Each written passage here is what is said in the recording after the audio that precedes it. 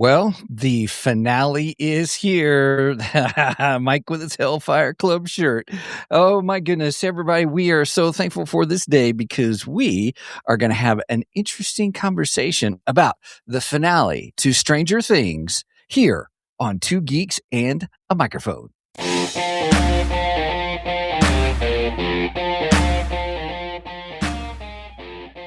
Welcome to the Two Geeks and a Microphone podcast, your one-stop shop for television, movie, video games, comic books, book reviews, and more. Now, without further ado, here's Steven and Mike.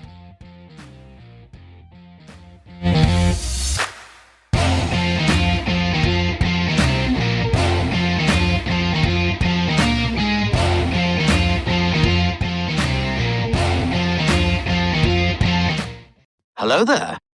So who talks first? You talk first? I talk first. I will talk first. Good morning, everybody. Welcome to the show, Two Geeks on a Microphone. I am your co-host, Mr. Stephen Bosser, along with the one, the only, the guy who has retreated back to the 80s today, Mr. Michael Shanks. Mike, say hey to everybody. Good morning, all you geeks out there in Geekdom Land, and Happy New Year's. Happy New Year. Happy New Year, yes. And what do you mean retreated back to the 80s? I never left, dude. Oh my goodness. In the show, when it said class of 89, I was like, hey, that was my year. Oh, I was geeking out, and I have something special for that. Okay. All right. Should be good. I will reveal that when we get to the graduation discussion part of the episode, though. Right on. Look at this. Zig is already with us. He's in the house. Whoop, whoop. He also said, Zig. Happy New Year's. Happy New Year's, Zig. So glad you're here with us this early Saturday morning of January 3rd, 2026. Our first show for 2026. I got to remember to change that for our early release podcast stuff because I do them by year. So like it's still episode 300 and something. And then, but I do it as volume. Yeah, I've always put the year in there. So should be good. So, all right. Well, we've got a jam-packed show. I'm just saying, hey to everybody in the chat. Welcome. Oh, by the way, Brenda says, hello, Zig. Yeah, I got a feeling we might go over a little bit on today's episode because, yeah, like you said, it's jam-packed. We got a lot of things to cover. We got geeky news today. Okay. I got a really cool Geekdar, and then we got some cool stuff coming up in the show today, too. I got a couple little surprises. One Steven knows about. The other he has no idea. None whatsoever. So we'll see. Hopefully he doesn't hop a plane and come over and kill me afterwards, but all right, well, let's just get right into it then. Let's go with our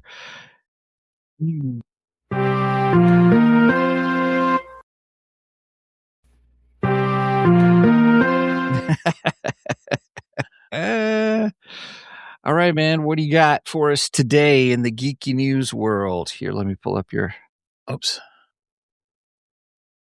Okay, to start with, oh shoot. Okay. Oh, you want me to share? Yeah. Oh, yeah. This one? Yeah, you're going to play the trailer. Oh, yeah. Okay, yeah. You talk about it. What are we about to watch? So, to start with, The Muppet Show is returning. Yay! So The Muppet Show's coming back, and this is supposed to be the original format. So, in the 70s style variety show format is what's supposed to come back. Not that office show remake crap that they tried a few years ago that sucked. So hopefully this is going to capture the original show and be similar to the original show. And we have the teaser right here. And here we go. It's the return of the Muppet Show. Back on the very stage where it all started and then ended and is maybe starting again depending on how tonight goes. You are an icon. You're too sweet. Go on. It's time to play the music. It's time to play the It's always been a dream of mine to be here. Ooh, got any other dreams? So, I mean, from that clip we just saw there, it looks like it's going to be the original format. They're calling this a backdoor premiere, meaning exactly what Kermit even said in the teaser. If this goes well tonight, it could return, and that's exactly what's going to happen. If this works out, if it gets a good audience reaction, they are going to return it. So you'll be able to watch it February 4th. It'll be available both on Disney Plus and ADC. And I don't think I have a time for it. I didn't see a time. But Sabrina Carpenter is the headline guest. Okay. So it looks like she's doing exactly the way they used to do. They have their guests come on. Their guests would kind of co-host the show with Kermit and so on and so forth. And I'm sure she'll have a musical number just like they used to do and stuff. So it looks like it's going to be pretty fun. I hope it's good. I have one gripe. You have one gripe. What's your gripe? I don't like Kermit's voice.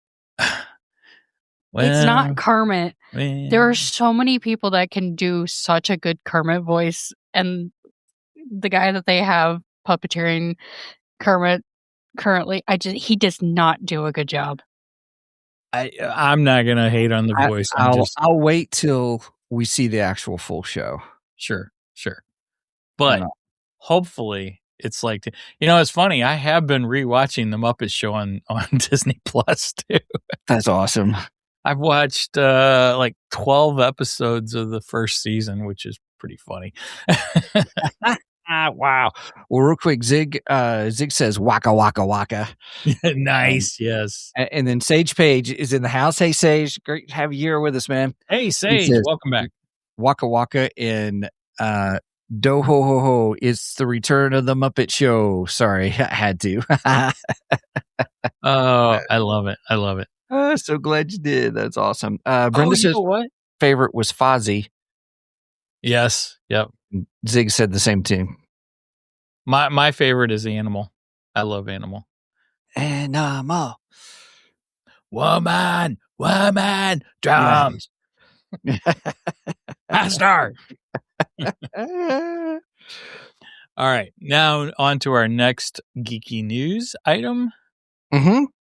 You ready? You want to put that up on the screen? Yeah, here you go. Ta-da! All right.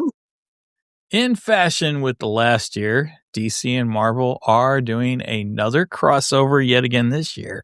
But this is a really special crossover because it's the 50th anniversary of the first time Marvel and DC crossed over with Superman versus Spider-Man.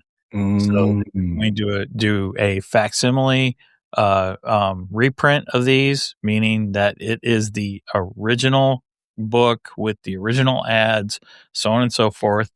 The only thing different is this will be the Treasury sized edition. So that's the bigger one. Okay. Right. And of course it's going to cost more because as you can see, it was $2 originally. It's not going to be $2 this time. I guarantee it. Yeah. But anyway, it's the 50th anniversary. And the really cool thing is, first of all, this comes out January 7th. So this week. Oh, just a couple of days. Okay. Yeah. So already been by Fantasy, already told Ashley, hey, I want this in my pool. Of course, she's not going to be able to fit it in my pool because it's too big to fit in the box. But it'll be set aside. It's too big. Oh, sorry.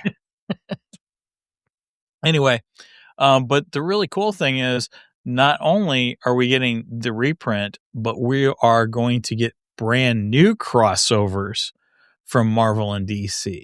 So they will publish Superman, Spider-Man #1 in March, followed by Marvel Comics publishing Spider-Man, Superman #1 in April.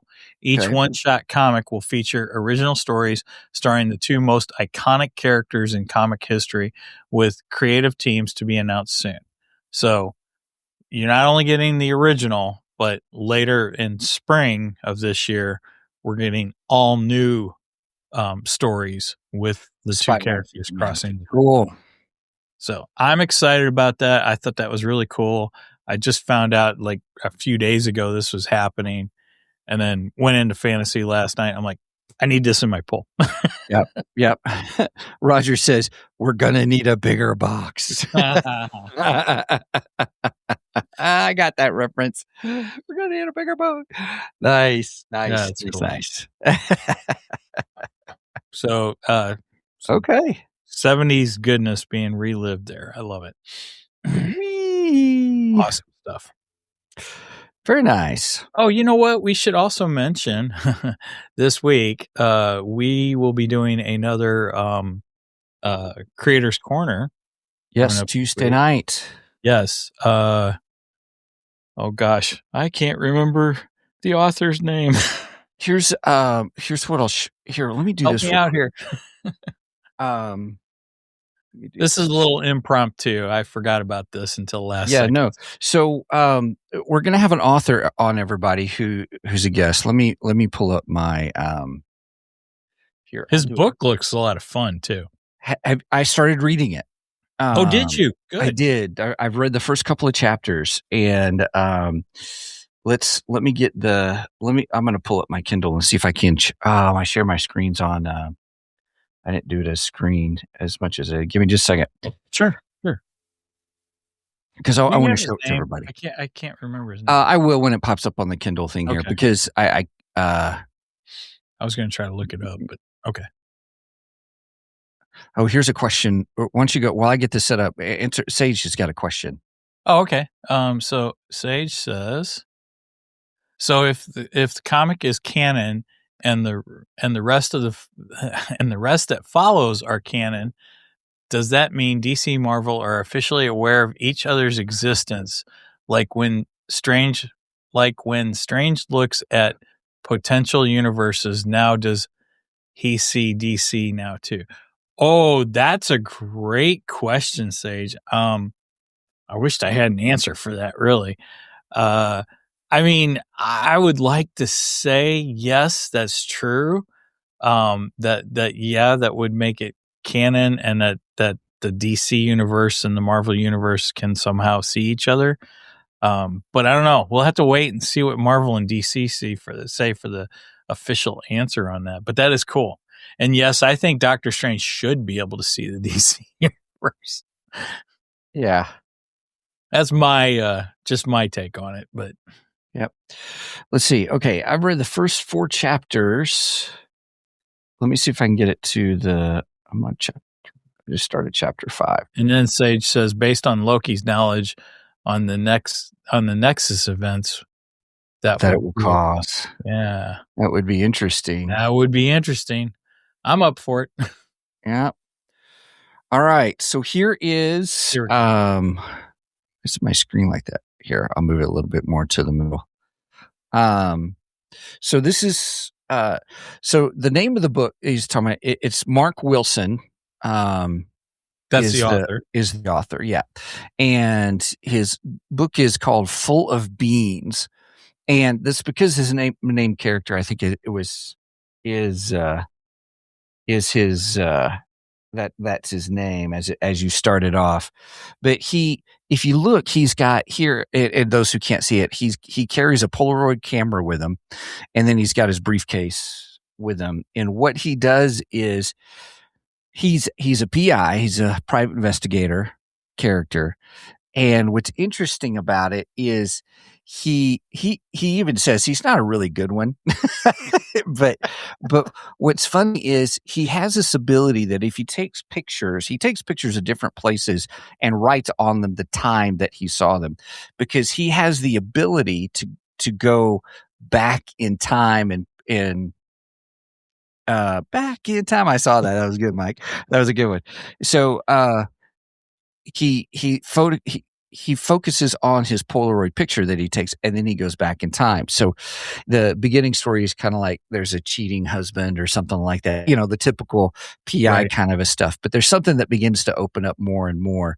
And so when we have Mark on Tuesday night, the cool thing is we'll have him give his great introduction. There's no way I'm going to finish it by Tuesday. I'd love to have it done, but I'm 4 chapters in. It reads really quickly. It's not a bad read at all.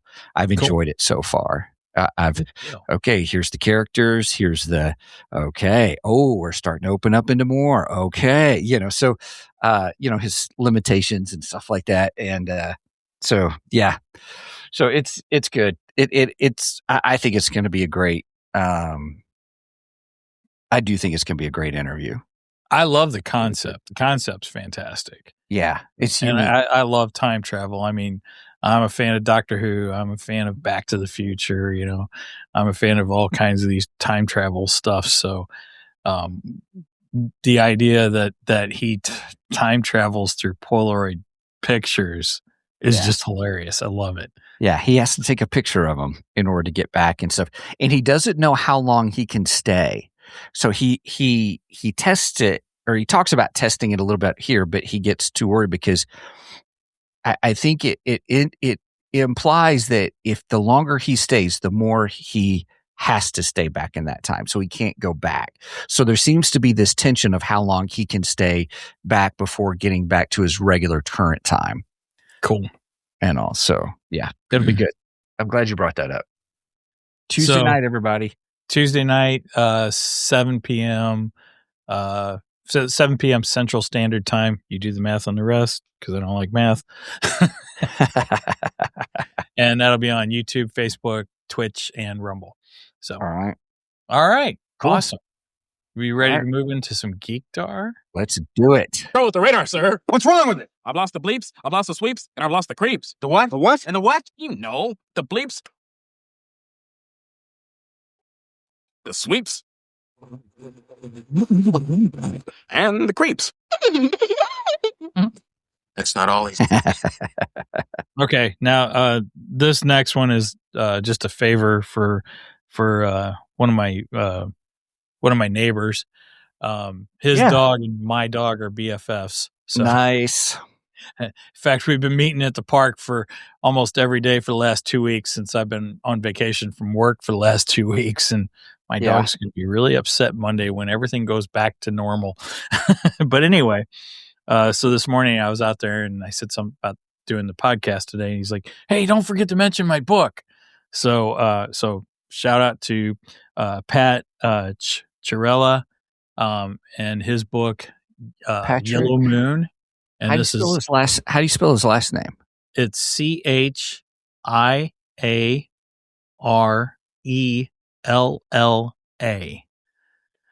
But he has last name. Do what? What a cool last name. But he has a book series called Yellow Moon, and this is the third installment, Yellow Moon number 3. The dark side of the Windy Cool. Windy Cool is the main character in the book. And it's available on both Amazon and Barnes and Noble, so you can get it in either of those places. And I'll be honest, I haven't read it yet just because I've got so much to read. Here's I see Yellow Moon, the first one on there. We've talked about him before. It is on Kindle. Mm-hmm. Yellow Moon 3, I don't see on Kindle yet. I see it on hardcover and paperback. Yeah, I don't know. Yeah, I don't know if he got it on Kindle or not. Okay. Because he didn't self-publish like you and I did, so. Oh, okay. It may not be available as an ebook, but you can get the hardback or the softback, I believe. Yes, right? You can. Yes, there's paperback and hardcover. Yep. And again, those are both available on, or all three are available on Amazon and Barnes and Noble. Okay. All right. My Geekdar. Your Geekdar, yes. I have been diving into the Absolute Universe. I think yes. A couple weeks ago, I got Absolute Batman, and I read Absolute Batman, finished it. Oh my gosh, so good. We will be doing an Absolute Batman episode. Oh, great. Okay. That is if I can convince Steven to read it. I got it right here. Awesome. Well, there's 6 issues. You got to read all 6. They are available on DC Infinite too. Okay. But then I got Absolute Flash. Oh, yeah, you mentioned this was coming out. Yes. And I finished this the other day. Oh my gosh, this is so good.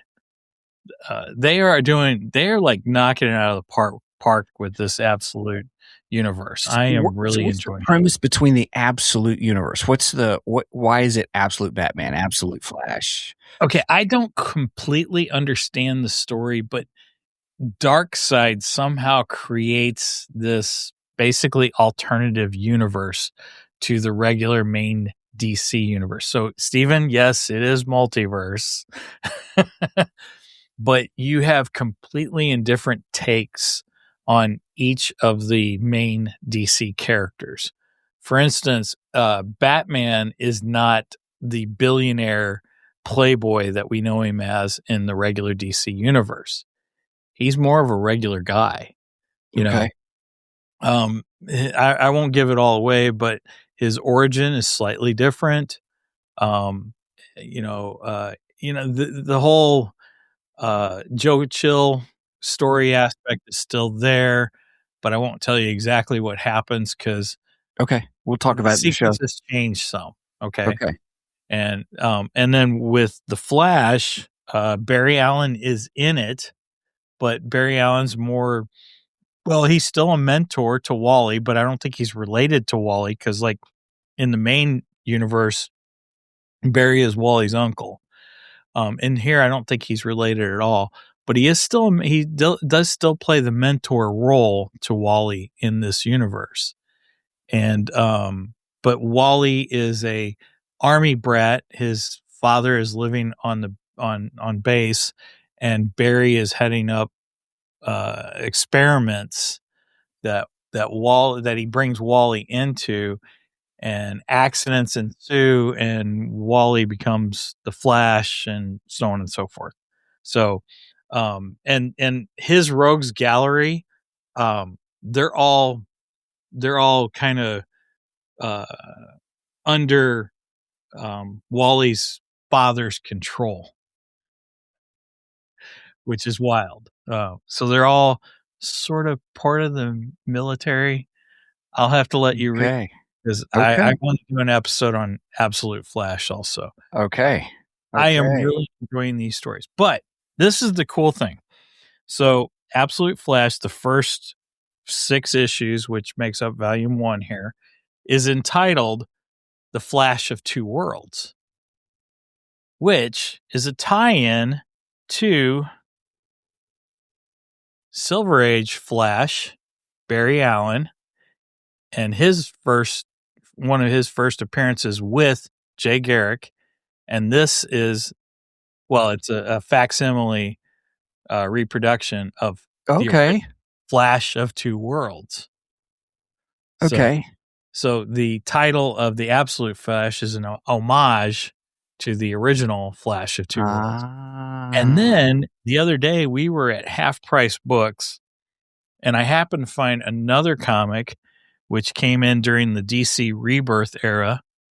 Okay. We have the 2 Wally Wests,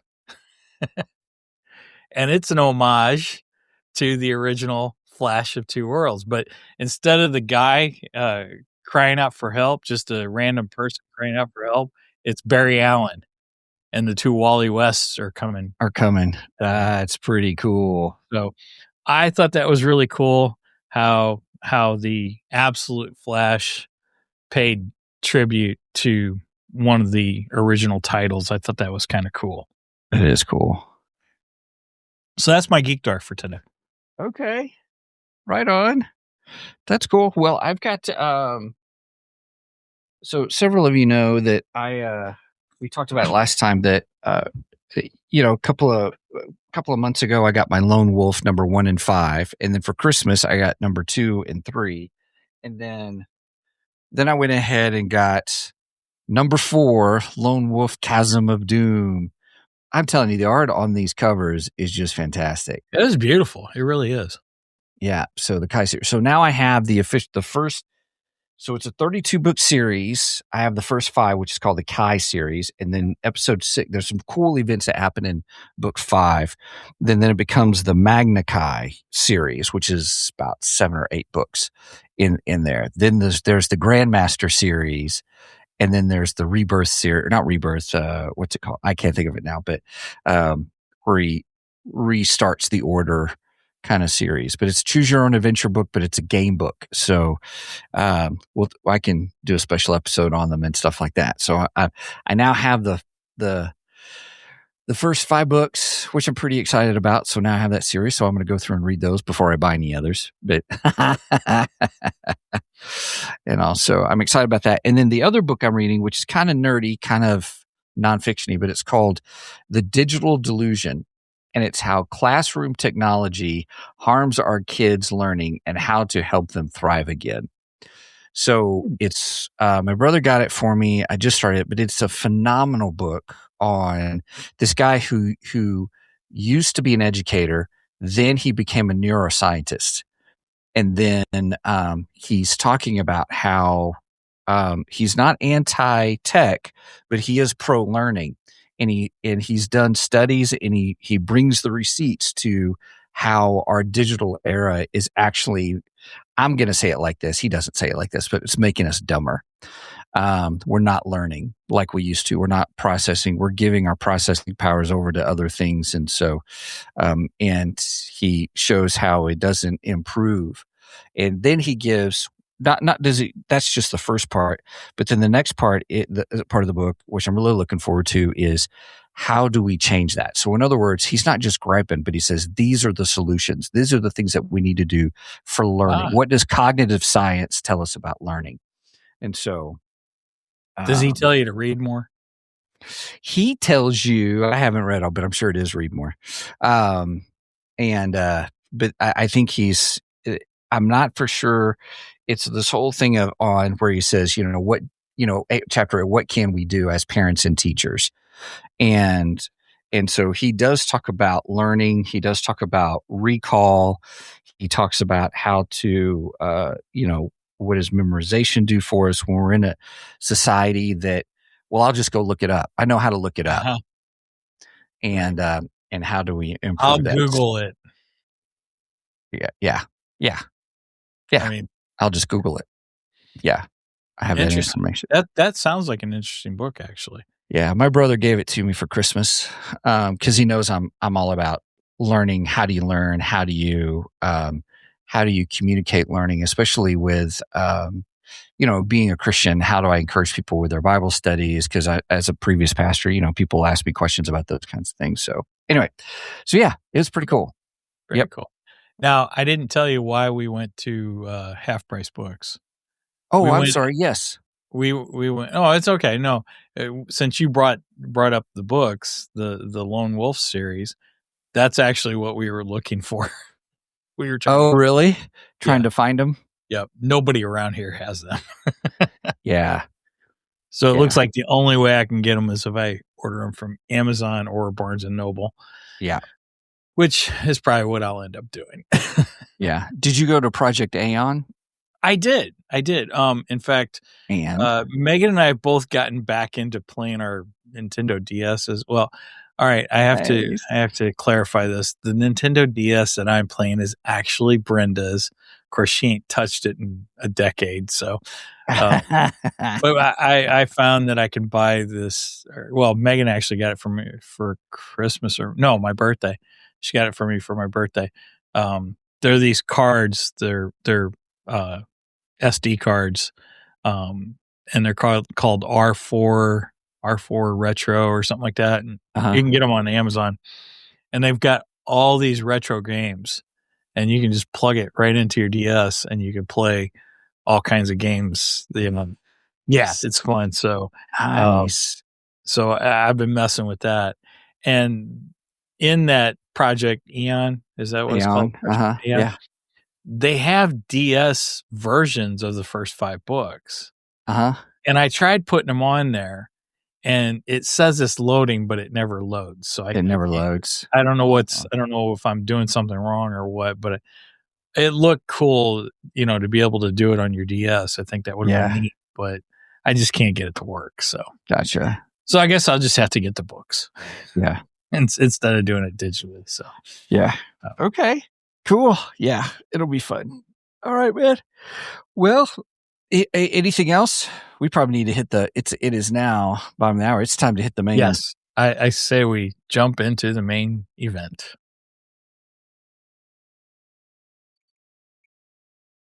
It's time for the main event. All right. Okay, let's do this.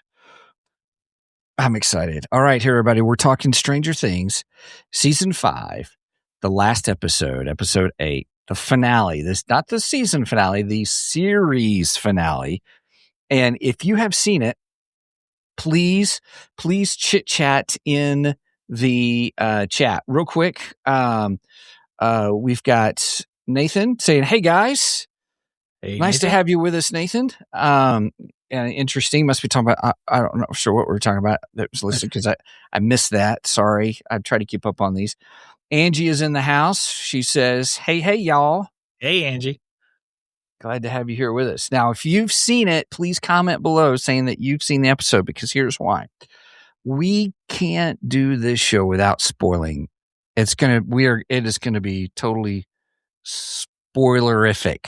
Mm-hmm. Zig says, this episode was a love letter to 80s nerd culture. Nice. That is true. He also says he has seen it 3 times. I've seen it twice. Angie goes 1.5 times. So Angie goes real quick. She goes, yeah, I did. She goes, mind blown. Nice. I see what you did there. That's pretty funny. Brenda gave it 3 hearts. Nice. And also, it's going to be spoilerific territory, everybody, and everything. And so, Roger, never saw any episodes. Well, that's okay. He's Roger. Missing out. That's okay. We all have our things we like and stuff, but we're glad you're here to comment and be snarky.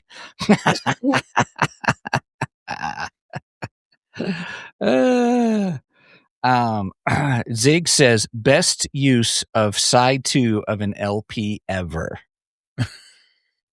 I don't get the reference. Side 2. I know, I mean, of an LP, I know an LP, but side 2 of an LP. I'm not exactly sure. I'm not sure which I wonder which song unless he's talking about. Might be talking about Prince, which I do want to talk about that. Okay. Prince falls into this episode, and I was very pleased. Although I was even more pleased with another musical insert in this, which I will also discuss, which ties to Eddie.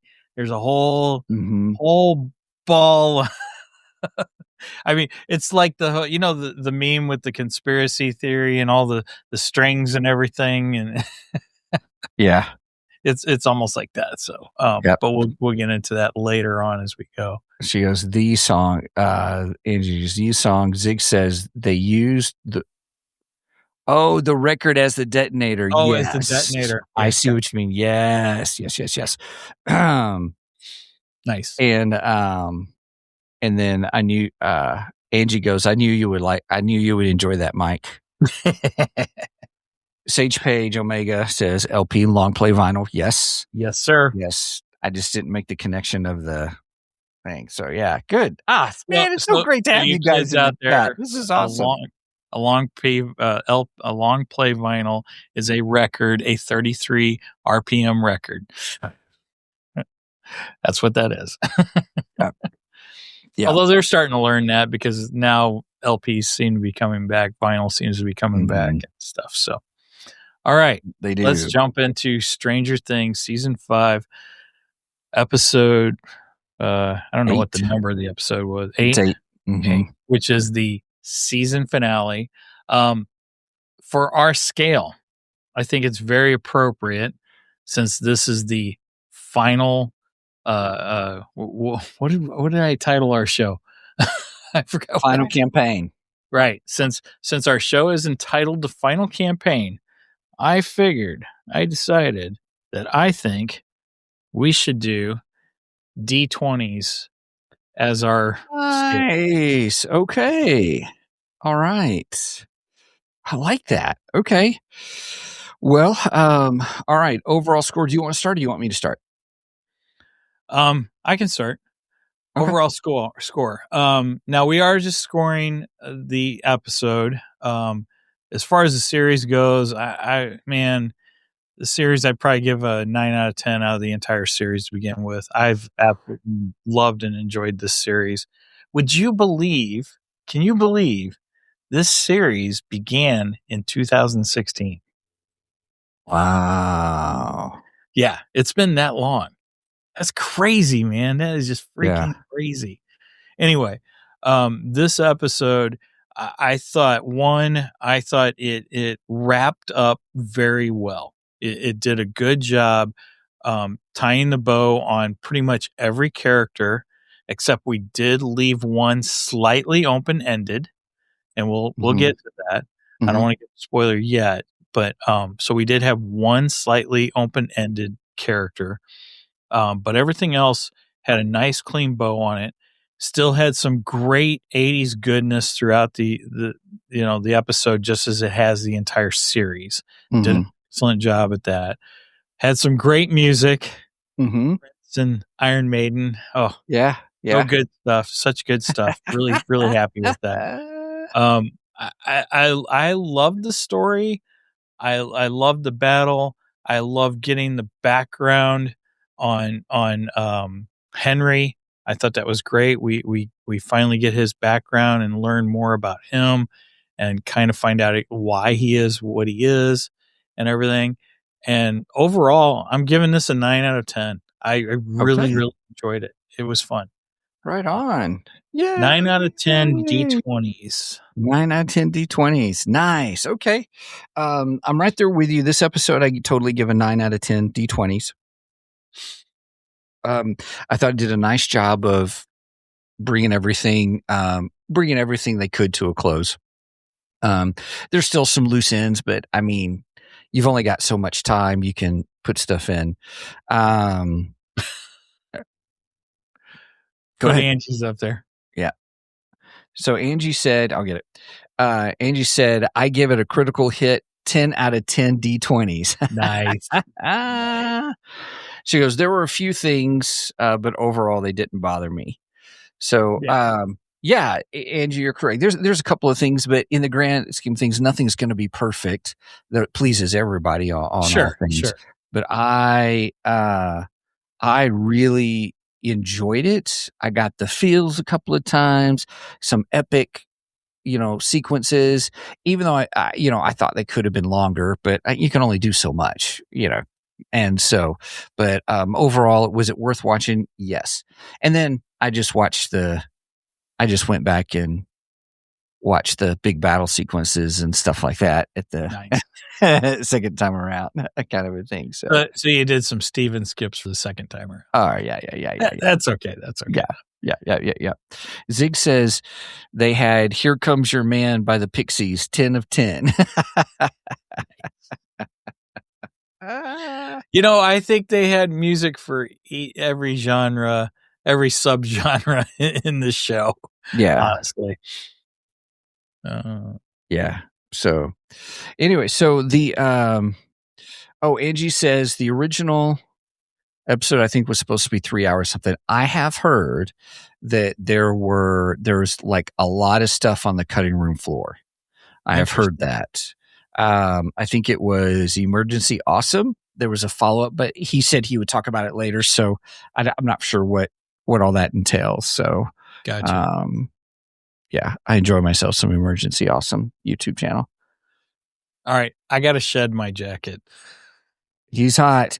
I only put it on, to pay homage to the 80s. And yes. This is my current jacket. I still wear a denim jacket. So. That's all right. That's okay. So anyway, everybody's taking off the 80s. So we're moving on. No, I'm just kidding. Oh goodness. So overall, I say that it was it worth the wait? Yeah, it was. And they did what they could with bringing it all to a close. And so that was good. I laughed because there was a couple of times in there I was like, Mike called it. That's the mind flayer. That. So I was like, yeah. I didn't get everything right because I predicted that maybe Hopper would die. Yeah. And Hopper did not die. Or to quote the Muppets, and he did not die. Yeah. Angie said Tiny Tim didn't die. Yeah. Charlie from Emergency Awesome was saying there was a whole lot of bonus content with behind the scenes and stuff. I'm like, oh, okay. Maybe we'll get that later on in something.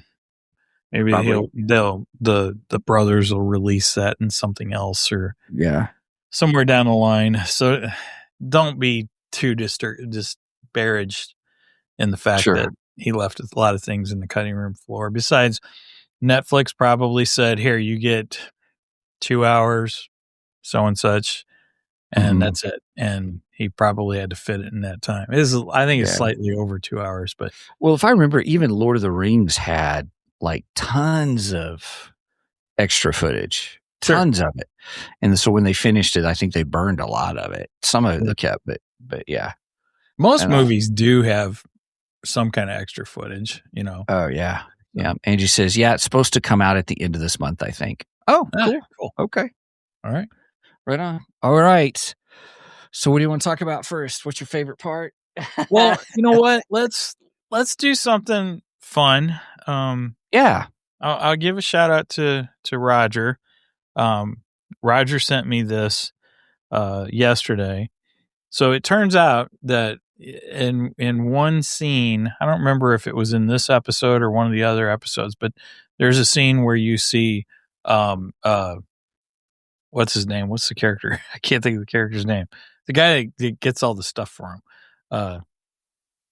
Anyway, you see his phone, and back in the 80s and 70s, our phones, especially the ones with the dial, had our number in the center. Or you could put it in there, yeah. Well, you see his phone number, and what's really funny is his rotary phone, right? Yeah, his rotary phone. What's really funny is his phone number is 618-625-8313. 618 is my area code. That's correct. That was hilarious. And they're in Indiana, so I don't know why they picked 618, but they did. Murray, thank you. Yes. Anyway, Murray. All right, so we are going to call Murray's phone number here on the air. So let's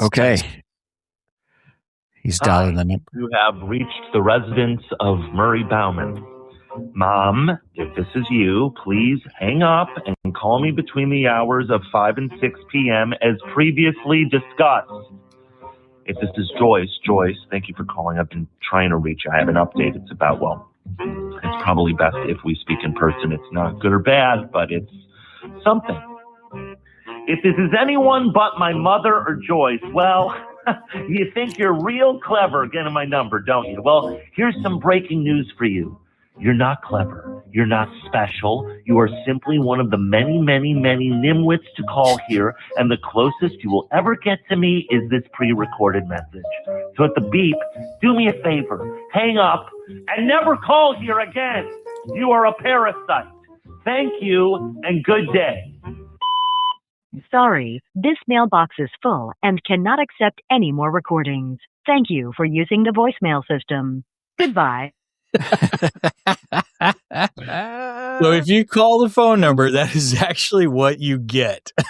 Yeah. You get a voicemail. That's awesome. That is awesome. Yeah. Now, there is another phone number. I'm not going to do that one because it's not it's as hard loud to hear. It's hard to hear. Yep. Angie says that's because Murray is originally from St. Louis. So 618 is the Illinois side of the St. Louis area. Right. Yes. And Angie's like, yay. And then Zig's I thought that was pretty cool. So thank you, Roger, for sending me that because that was a fun bit. I enjoyed that. Yeah. There's jazz playing in the background. Yeah. Which, because at one point he gives, oh gosh, why can't I think of anybody's names? Gives the one character a jazz tape or something and says, here, you should listen to this. But anyway, let's move on, shall we? Sure. Right on. So, the obviously everybody. Actually, I probably should put up the banner saying the old spoilerific. We are in spoilerific territory, everybody. Ta-da! So here we're going to be talking spoilers. So, okay, now when Murray gives Jonathan the tape, that's it. I couldn't think of it. It was some kind of jazz artist. Yeah. Here, you should try this. Zig says, or Angie was saying, was it Coltrane? And then Zig said, yes, Coltrane. Yeah, it was Coltrane. That's exactly what it was. Nice. Okay. All right. Well, anything else you want to go over? No, let's dive into the episode. Okay.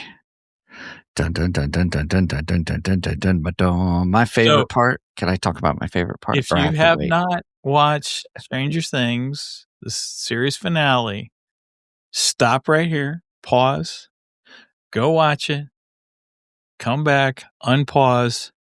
There you have it. There you are. All right. Okay. All right. Very nice. What was your favorite part? Finally having the big bad battle was my favorite part. The big bad battle. That was good. That was very good, actually. Yes. It was. It was pretty cool that it pretty much did take Will's power plus L's, which is what I said, and a little bit of the sister. I always forget her name too. Kali, thank you. Kind of took her help too. But it was mainly Will and L that were able to break them. Yes. It was cool. Yeah. It was great. I once my favorite scene, and it was a superhero scene. I don't care what anybody else says about it, but where you see the big mind flayer roaring, and then you see Elle jumping, doing the big jump, and it was almost like a Spider-Man jump, kind of, and then you see it head on, and then you see her coming. It was like she was going to go into the mouth, kind of a thing. But it was like, yeah, that's some pretty cool superhero kind of stuff going on with that. So then when she, and then she opened up, and then she flew right into the main area, or the main battle area with Vecna, kind of a thing. So yeah. This was one of my favorite scenes, exactly what Zig is referencing here. Joyce gets the last swing. Right. Yeah. And even Kelly, that was one of her favorite scenes, because she was like, he goes, that's my favorite line. You mess with the wrong family. I love that. I love that line too. It was awesome. Yeah. And then you started getting all of the flashbacks to different scenes with each of the families. Each chop. Right. Yeah. For the same scene where she's chopping off his head, and I was like, chop. And I'm like, and another chop in a flashback scene, and another chop in a flashback scene. And part of me was like, man, how many chops does it take? Kind of a thing. Because, you're getting these really cool images, but part of me was just like, good night. That's a lot of chopping wood. Well, I mean, okay, she is kind of a small woman, so. Oh, fair enough. Fair enough. He probably just doesn't have the strength to go right through it. And I imagine he's got a pretty thick neck, so I thought it was well done the way they did the flash. They did a chop, and then they did a flashback, and a chop, and another flashback. Right. I thought it was. This is for my brain was going. This is for this one. This is for this one. This strike. It's all the things that you did, the lives that you took away from us. Right. Yeah. So yeah, that's that. I'm not going to say is my favorite part, because I think my favorite part goes to the graduation. Which really? Yeah. Okay. But all right. We'll get to that. We're not quite there yet. We'll get to it. Oh, okay. I was just doing favorite parts. Okay. Yeah, sure. All right. What else do you want to bring up, chit chat about? I wanted to bring up the Prince thing. So, in the one scene, I'm trying to go back to my notes here where I'm talking about Prince. Dun, dun, dun, dun, dun. Let's see. Oh yeah, okay. Prince moment. So we get When Doves Cry, and then we get Purple Rain, and they're back to back. We get them both, which I'm like, oh, two excellent Prince songs. I love it. But the music has just been kind of like the blood of this series, because we got so much iconic 80s music throughout it. And like I said, I think they've hit like every subgenre. You've got pop music in here. You've gotten some jazz music here and there. You got heavy metal. I think we've had some hair metal in there. So I think they just hit every freaking genre, every freaking subgenre they possibly could. And the Prince just back to back, Doves Cry and Purple Rain was just perfect. It was beautiful. I loved it. I absolutely loved it. It was fantastic. And two excellent Prince songs. The only other Prince songs I could have said would have been awesome would be Little Red Corvette in 1999, but they wouldn't have worked with the scenes, and those two just worked really well with the scenes. Yeah. Especially, Purple Rain, and you kind of had the memories between Will and Elle over the top of Purple Rain, and it just worked beautifully. It was well done. Yes. I hats off to the brothers on that one. They did. Yes. They did good. Yeah. So real quick, Zig said side 2 opens with When the Doves Cry and closes with Purple Rain. Yes. Aha. Real quick, let me get to some of that.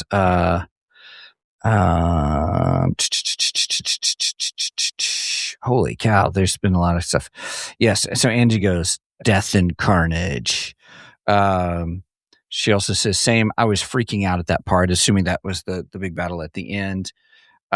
Zig, Joyce gets the last swing, which I thought was good. I think that was appropriate. Brenda was like, love the look on Linda Hamilton's face. Angie, it wasn't a pure critical hit because it wasn't all at the same time, but still. Yeah, she goes. But I think she's referring to Joyce chopping off his head. Yes, I got you. Yeah. Yeah, she goes, Angie says, I was totally yelling out, well, that is a critical hit, or that was a critical fail, LOL. Nice. She said the cinematography was insane. I agree. The big ending scene looks more in scope. I mean, like cinematography. I mean, you got this big images. You get that scale. That's the word I want to say. Yeah. The scale of it was just incredible. Did they show this in theaters? I don't think so. No. Really? Because man, this would have been a good one to go see in the theater. Mm-hmm. And maybe they will. I actually wouldn't mind going to see it in the theater. Yeah. Did you notice when Zig says, did you notice when the Mind Flayer was sleeping, it looked like the castle in Dark Crystal? I thought it was similar to it as well. I wondered. Yeah. Someone had made a comment about it, and I looked, and it's sort of not quite the same, but still, yeah. I like the callback they did when they all see the big spider looking thing. The Mind Flayer? When Will goes, that's exactly what I saw in my vision. And they take you back to season 1 when Will was captured and he was seeing everything. Mm-hmm. I thought that was nice. I like that. Yep. Yeah. Angie then asked, did you notice each party better exemplified their D&D character? Yes. And I thought they did a really nice job of bringing that out more for people to see it. Yep. They highlighted it very well. They did. Angie says, I was bawling my eyes out when they did the flashbacks. Nice. Zig said, same. Agreed. Angie, Zig is ditto. Yeah. Yeah. Angie said that was my second favorite part, Mike, the graduation part. So Nice. We'll get to that. That'll be interesting to talk about. I totally thought Holly was going to have to dimension door them out. That's a good question. That's a good. I don't know. I think that. Oh yeah, it's the whole too. Back to the thing. Angie said the bros did good. Yes, agreed. There's where side 2 opens when the dove cries and closes with purple rain. So he was connected with that. Yes, the flow was incredible. Now we're getting to spots where I don't remember what we were talking about because I'm trying to run through these. Yes, but few. No, not all but few. Yes, they did. Angie says it was in the theaters in West Missouri and on the East Coast, I think. Oh, okay. Cool. So if somebody got to see it in the theaters, please comment. I want to know how your theater experience was for Stranger Things. All right, and Dana took Joe. Remember, Dana took Joe. I don't know the context of that one. Sorry, Brenda. Sorry, I get rolling. I need to try to keep up with the comments more. Sorry, everybody. I was getting lost in the conversation. I felt it almost felt like this was 2 parts actually, because it almost felt like there were 2 separate endings to this. Yeah, the big fight ending and then an epilogue, right? Kind of a thing. Okay, yeah, and it's kind of cool because when Hopper is talking to Elle and he reveals to Elle that Henry, which that was pretty heart-wrenching there when Henry pulled his little trick on Hopper. Mm-hmm. So Hopper's there and he's trying to and Elle goes in, she goes into her mind, she pulls in the sister and she pulls in Max, and Max is supposed to show them through Henry's mind and everything to try and get to Henry and stuff. And Hopper's supposed to be warning Elle of when the worlds are going to collide, so on and so forth. And then, of course, all the team is on the top of the squawk inside the upside down, and they're watching the 2 worlds come together and everything. And Dustin's like, we got 30 seconds left. You need to hurry up and everything. And so Hopper's like warning Elle through, hitting on the tank that she's in, which I also had a comment about that too, but I'll get back to that. I'll have to circle back to that one. Anyway, gosh, my mind lost track. Yeah. Mm-hmm. We'll go back to the tank. Oh yeah, go ahead. Yeah. Sorry. So Hopper's standing there at the tank, and all of a sudden he starts hearing Henry or Vecna, and Vecna's telling him, I know what her real plans are, and then he sees his daughter, which we found out earlier that his daughter as a very young child had died. And he's blamed himself for that for all these years. And he's afraid the same thing's going to happen to Elle during this. He's going to lose Elle like he lost his own natural daughter. Anyway, so Henry reveals to Hopper that Elle and Cal, the sister, that they're having this conversation, Callie, that they're having this conversation that once Vecna is destroyed, they're going to allow themselves to be destroyed along with the Upside Down and the other world, so that no other Vecnas can be created. So, and then all of a sudden, Vecna appears to Hopper in front of the tank, and Hopper starts shooting. Vecna was never there. He was never actually there. And he's shooting the tank, and he shoots Elle. Yeah. That was pretty heart-wrenching right there. I was like, yeah. We were like, no, Right. oh no, what's going on? No. I mean, it would be bad enough that Elle dies, but to have Hopper kill her, that would have been no. We can't have this. You're right. So I'm glad it did turn out to be all an illusion, actually. Yeah. He didn't actually shoot her, but he thought he did. And it made it to where he started banging on the glass to destroy the glass to pull her out of her own mind and everything, to get her away from Henry. It was his way of getting her away from him. Yeah. Which was pretty ingenious, I have to say. Agreed. I thought that was cool. Yes. The other thing I wanted to circle back to. Yeah. So when she first goes into that tank, she puts on that diver's helmet thing. And my first thought was, I was like, how does that thing work? Because how can it seal? I didn't understand that. I was like, well, that's kind of stupid. And shoot, I had notes here from Gemini, because Gemini explained it to me. Let me see if I assume the type of thing it was just a water pressure thing, so that way it keeps water, like you've trapped water inside of it, or air inside of it. Right, air inside of it. But it is actually a real diver's training thing, and it allows divers not to have to be in the entire full suit. So there is an actual real life version of that actually does work. So, but when I first saw it, I was just like, I didn't know that. I don't know anything about diving.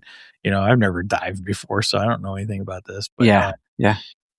I just thought it was kind of funny, but Gemini did correct me and tell me, oh no, actually it is a real thing. So, but yeah, I thought that was funny. So yeah, Zig said that the helmet works from positive pressure. Got it. Zig would know that. That he would. Yes. Yeah. Yes, very much so. See, I should have just messaged him right after I saw it. Yeah. Angie says, it's like that cup that you put upside down in water and the suction in the air puts a barrier around the helmet to block water from coming in. Okay, fair enough. Y'all just prove me stupid, so. We all know different things. All good. Oh, here it is. It's called the neck dam. It's a real commercial diving tech that isolates the head so the body can float in the sensory tank. It looks retro sci-fi, but it's actually practical physics. So nice. That was that. All right. Okay. Are we ready to move on to the graduation? Sure. Yeah, absolutely. Okay. So I have a few things to say about the graduation. Okay. Number one, the graduation is an entire love letter to Eddie Munson. It's a complete and total love letter to him. Okay. The reason I say that is because when Dustin gets up to give his valedictorian speech, it sorta mimics season 4, episode 1, when Eddie is talking in the lunchroom and Eddie jumps up on the tables and starts giving this big long monologue about how all the kids in high school are conforming and all this stuff. And then he tells how he's just a few months away from graduation. As long as he can pull off a D in one certain class, he will graduate. And when he does, he's going to go up to accept his diploma, and he's going to flip off the principal, snatch his diploma, and run. Dustin did exactly that. He did exactly what Eddie wanted to do. So Dustin was kind of fulfilling Eddie's legacy for him, is what he was doing. And what's even better, while this is all happening, the music that's playing is none other than Iron Maiden, The Trooper, which is probably one of my favorite Iron Maiden songs. And it's so fitting because if we go back to season 4 again, there is an episode where Robin and Eddie are trying to find music to bring Max out of the trance. She's in the trance. Oh, yeah. And all that stuff. Uh-huh. And they're going through Max's tapes to find something that would bring her out.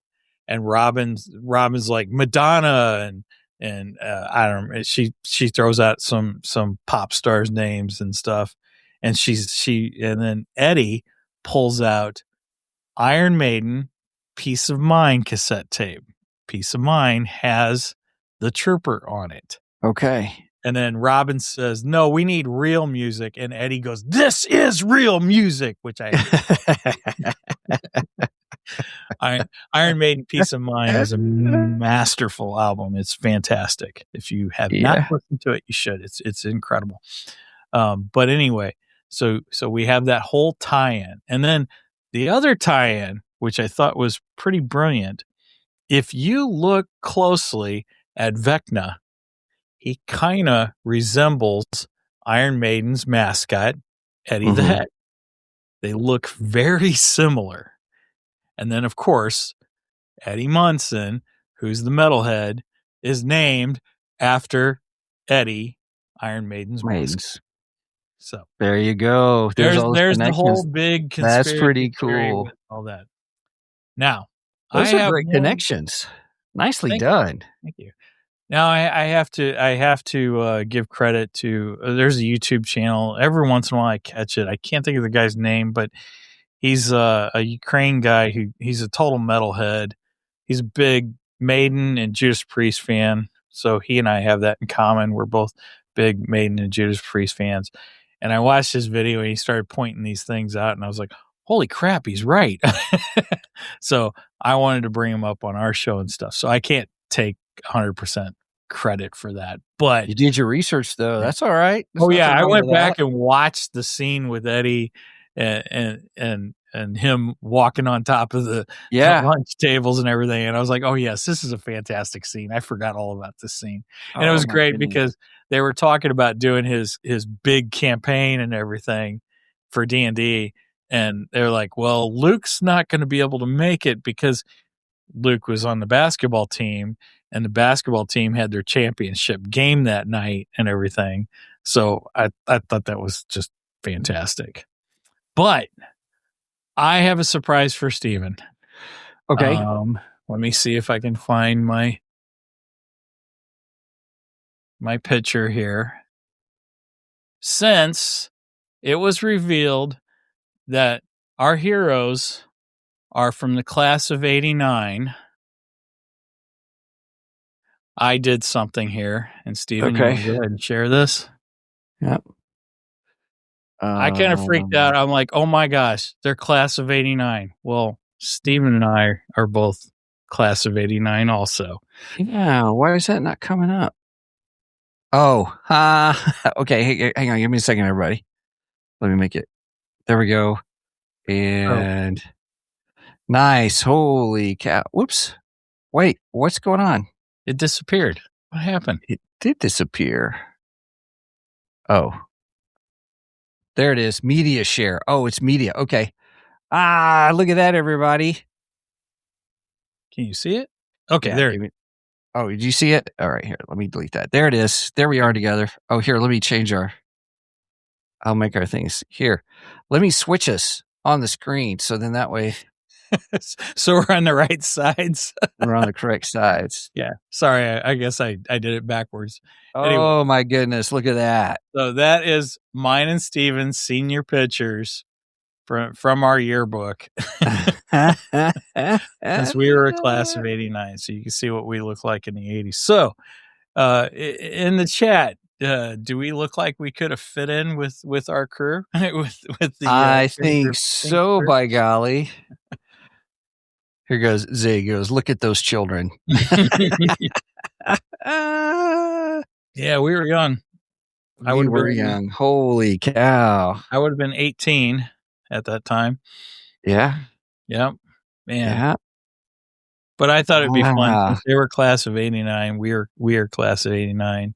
it'd be fun to show our senior pictures. And I have to thank Roger for that one again, because I didn't get the yearbooks. I just wasn't into yearbooks. He got our yearbooks, so I was like, hey, I need to borrow your yearbook for '89 and Nice. get, copies of nice. it. So there Zig you says have it. nice haircuts. Yeah. Thank you. Yep, me and my mullet. Oh gosh. Yep. That is funny. Holy cow. I haven't seen that picture in a long time. I figured you hadn't. Wow. Yeah. That's why I that's said a great surprise. I was like, hopefully Steven doesn't hop a plane, come out here and kill me for this. No, not at all. Not at all.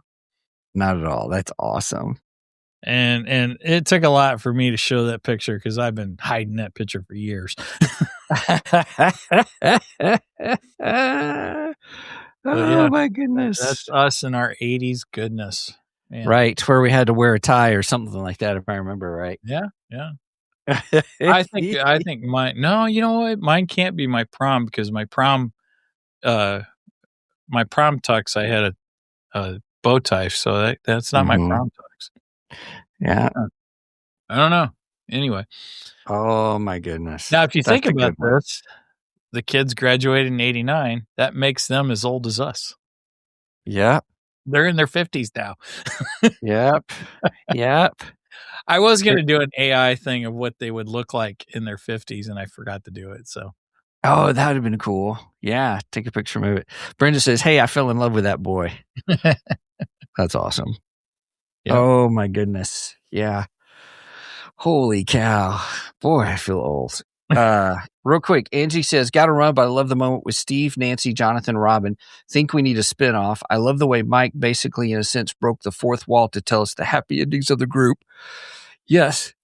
And I like the way the baton was passed from Mike to his sister and her friends at the end when they started playing D&D. Yes. I love that as well. Yes.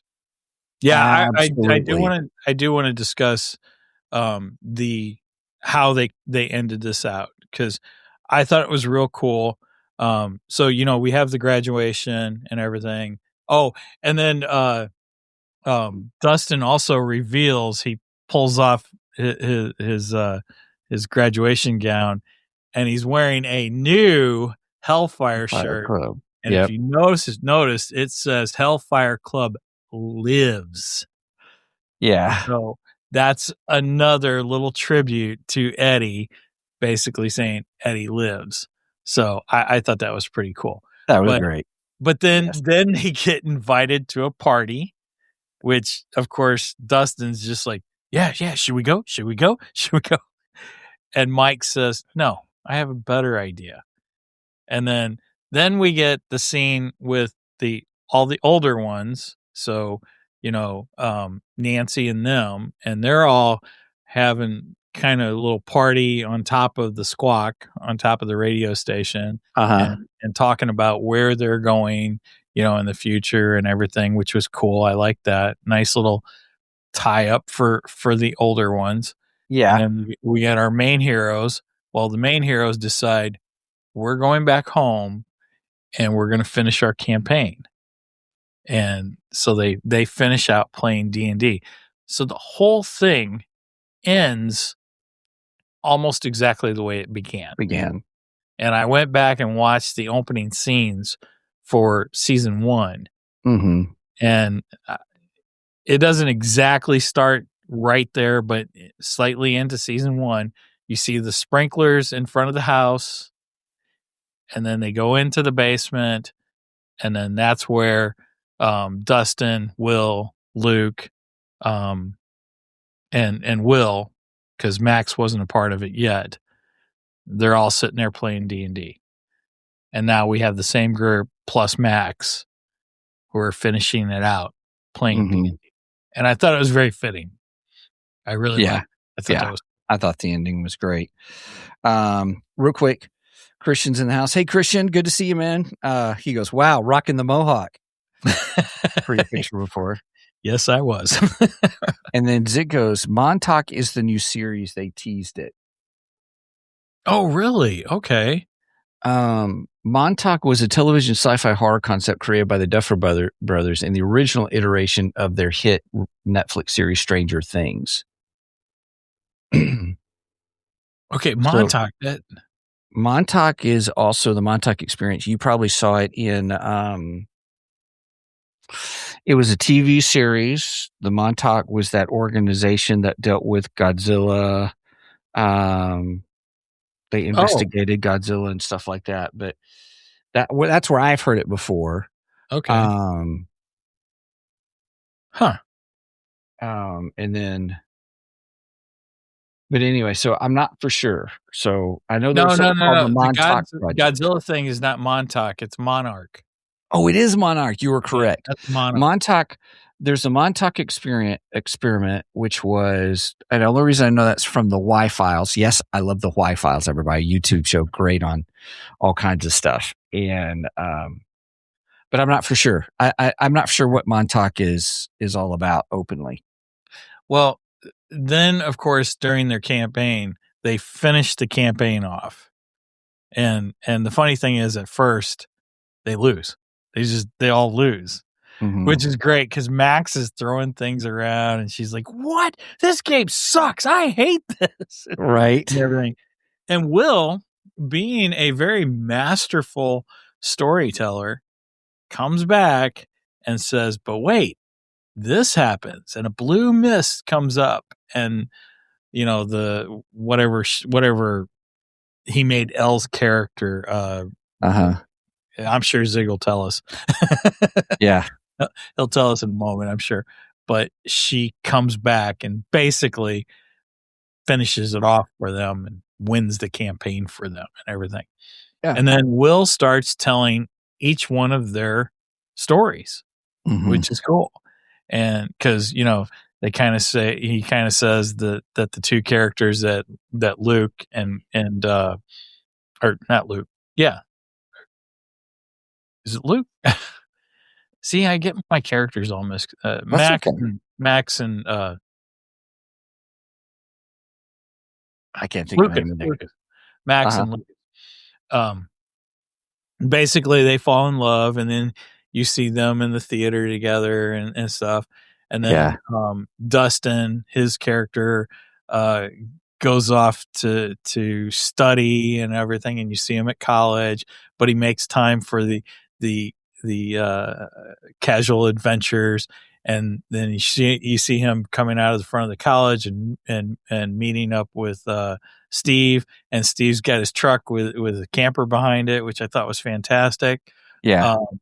And then Will has his closing where he felt accepted in a new town, so on and so forth, and he had that and everything, and they all look at him and says, "Well, what about the storyteller?"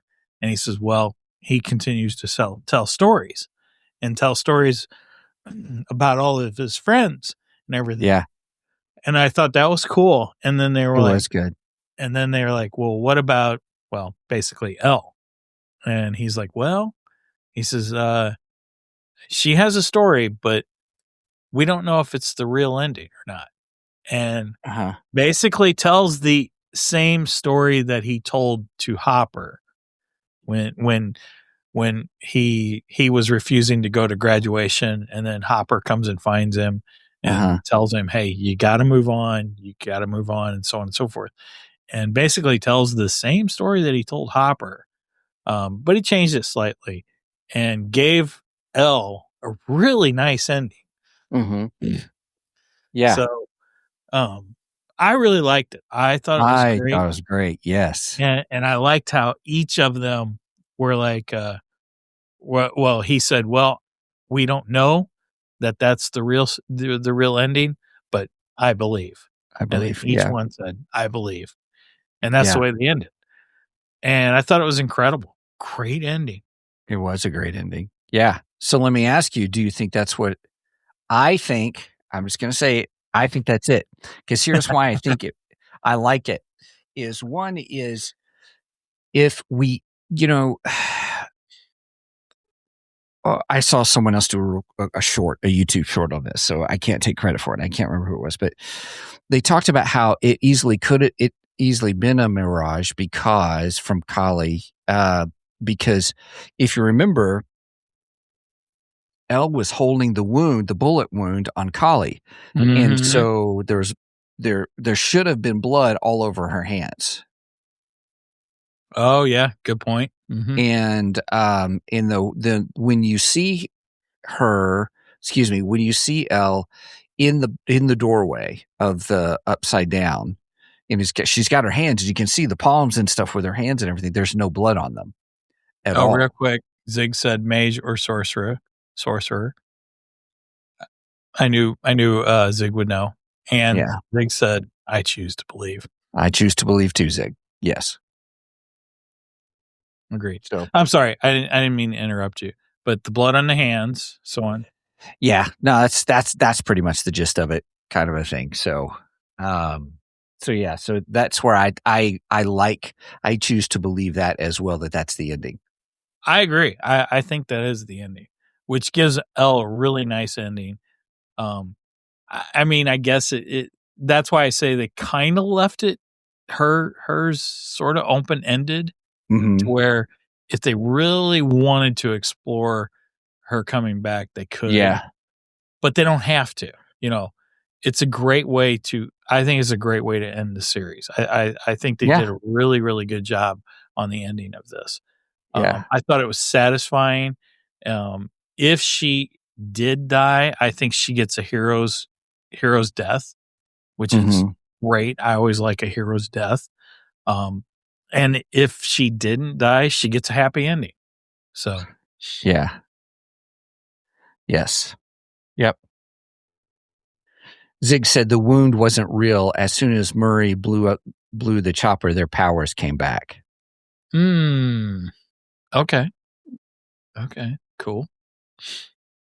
So it could be. It's hard to say. So it was interesting. I thought it was a really nice question of, did she or didn't she? Or, it left room for the viewers to decide their ending for themselves. And I like that. Agreed. Yeah. Because, I mean, if you choose not to believe that, then you can. Yeah. Yep. So excellent. All right. Well, loved it. It was worth seeing. It was worth being a part of that journey, especially the 5th season, I think is my favorite season just because it moved quick. There was a lot answering questions. And then now coming back to the final episode, I thought it was really well done and all. I thought the epilogue was a little long, but that's okay. I don't know if I'd say it was my favorite season or not, because I think my favorite character is Eddie Munson. Sure. And being the fact that Eddie was killed at the end of season 4, I have a hard time saying it was my favorite, but man, I really liked this season. I thought it was well done. I don't agree with some of the haters out there because there are some people that are really hating on this season, and I just don't get it. I thought the writing was good in it. I thought they did a great job. Right. So I don't understand the hate behind it. Because it probably wasn't in their own head canon that they had created. I guess. I really didn't have any head canon for this show. I was there for the ride. I just right. Exactly. And I enjoyed the ride. So it was what it was. It was what it was. It was good. That's right. Hellfire Club lives. Yeah, there you go. That's awesome. So, all right. Well, anything else? Anything else that you wanted to get to that we didn't talk about? No, I think I hit everything I wanted to. Nice. Good. I have been I've been really making up notes for the last 24 hours on this. Okay. Going, I want to make sure I get this in. I want to make sure I get this in. Yeah. I want to make sure I get it this. Yeah. And I think I hit everything. The two most important things to me were the connections with Eddie and Iron Maiden, and then of course showing our pictures from 1989. Because, like I said, I freaked out when. I also I didn't remember, and during the graduation, I noticed there was also a paw print for their mascot, and immediately I was like, "Oh crap! Is their mascot a panther?" Because O'Fallon High's mascot is Panther with VHS, but it wasn't a panther; it's the Tigers. So They had the Hawkins Tigers is what theirs was. Gotcha. And Still a also, cat. what? Still a cat. Well, yeah, it is still a cat, and it was a paw print, so I thought that was cool. Which, is a nice little callback to our class of '89. And also the colors of the school and the colors of their graduation gown and everything was orange and green. And the reason it was orange and green is because the actual high school that they were filming at, that was the colors, so they didn't want to change anything. They just said, let's just run with okay. colors. Yeah, right on. Okay. That's cool. That's all the facts I got. Okay, that works for me. Awesome. All right, everybody. Well, you made it this far. Thank you. It's been a good show, and it was really good to talk through this season and really just the final episodes. It was great. Loved it. So with that, everybody, if you would please check out our website at www.2geeksmic.com. That's the number 2 GEEKSMIC.com. That's our main hub. You can get to everything else from there. But if you want to go to our merch page, we have a merch page, which is www.2geeksmicmerch.com. The number 2 GEEKSMICMERCH.com. Or if you want to help support us, instead of Patreon, we do Ko-fi, ko-fi.com/2geeks. And we have a $1 tier, a $2 tier, and a $3 tier. And what's really cool is we actually, for those who like the podcast or the audio version, if you're not normally watching the video version, we right after this, we go ahead and produce the audio version, and we put that out on an RSS feed that's specifically for our subscribers, so they can get it on Saturday, with the regular episode coming out on Monday. So if you like to do that, and all that money just goes out to pay for all the stuff that you've got to do for shows and stuff. If you want to reach out to us and say hello, you can go to show@2geeksmic.com, and Mike's really good at keeping track of those as well. Anything else, Mr. Mike? Just that if you made it this far, please make sure and go and like and subscribe to us on the socials. We are active on Facebook and on Instagram. Facebook, I try to make posts, funny posts sometimes. Sometimes they might be memes that I stole from other people. All's fair in love and podcasting. I also try and share any kind of relevant facts for each month of, geeky anniversaries, such as, comic book releases and, or significant comic book releases, or even characters' birthdays, or even creators' birthdays, so on and so forth there.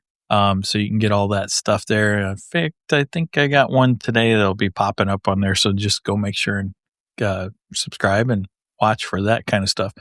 Also, you will get information of when we go live.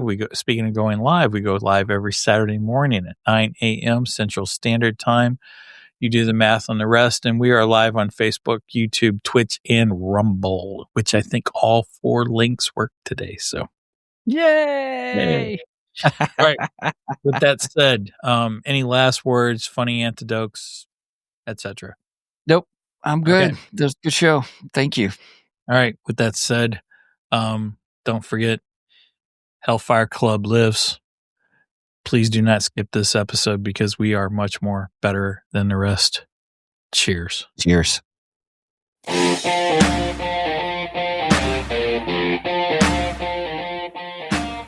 Thank you for joining us today on the 2 Geeks and a Microphone podcast. Tune in next week when we will have more news and reviews. Until then, may the force be with you.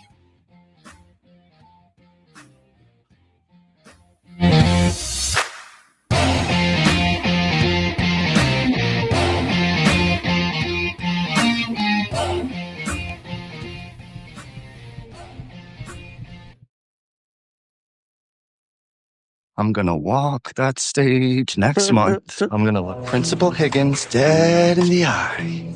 I'm going to flip him the bird. I'm going to snatch that diploma. I'm going to run like hell out of here.